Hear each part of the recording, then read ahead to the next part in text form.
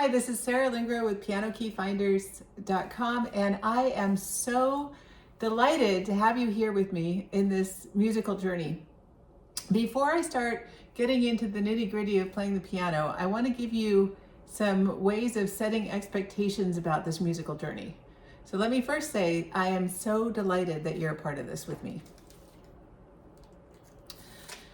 My goal for you and for all of my students is that in 20 years, you're still going to be playing and you're still going to be enjoying playing. And so you have to keep that in mind, that everything that I'm teaching and working on with you today is for that 20-year horizon and not necessarily for you being superb and awesome tomorrow. So 20 years at least, maybe even more.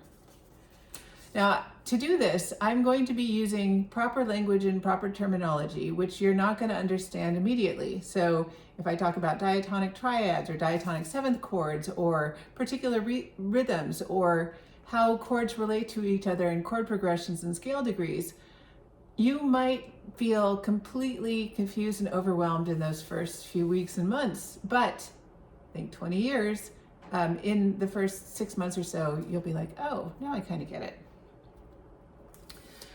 It may be awkward to play initially because I might be having you do things that you're not accustomed to using your hands to do. It might sound awkward to you. It might feel awkward, and awkward is part of what you need to do to get better. And so embracing awkwardness, which I do on a daily basis, is super helpful for long-term awkward today, better tomorrow.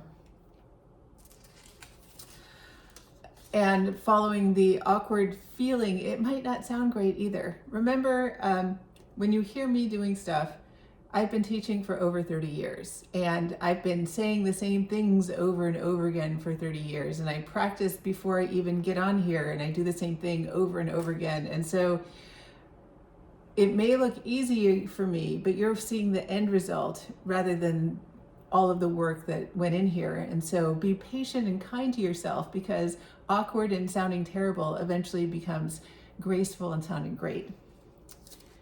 You're going to have a lot of aha moments where you are going to feel like you totally got it. And then you're going to get home and you're going to be practicing and you will remember the feeling, but you're not going to remember what you did to get that feeling. And this is so common. Great feeling at home, being clueless. And there are still some things like understanding B flat and E flat instruments, why they see a B flat and hear a C and whatever. That has been explained to me countless times. And every time it's explained to me, I'm like, yeah, I got it. And then I still don't have it. And when I talk to my students and I say this, initially they're a little skeptical, and then in 6 months, they said, when you told me that I was having these aha moments and eventually it would sink in, they're like, I got it. I was sitting and it finally clicked, and it was like, oh. So that's part of the learning process. And the longer you're doing this, the more aha moments, and the time from the feeling and the what did I do to feel it, that's going to converge, and pretty soon they're going to be kind of a lot closer together. And I still have aha moments even now, even if I've been doing this for over 30 years.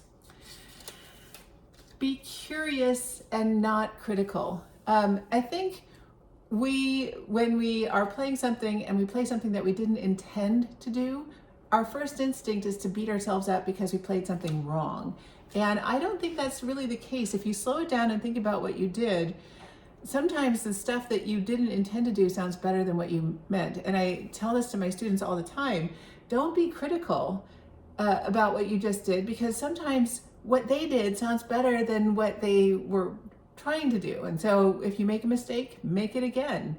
It's not the mistake you make, it's what you do after the mistake that makes it a mistake. So don't beat yourself up when it's terrible in the beginning, or even terrible not in the beginning. We're working on a 20-year horizon and long-term goals rather than it just has to be perfect tomorrow. In fact, there is no such thing as perfect. We're working on our way to mastery, but it's a path, not a destination.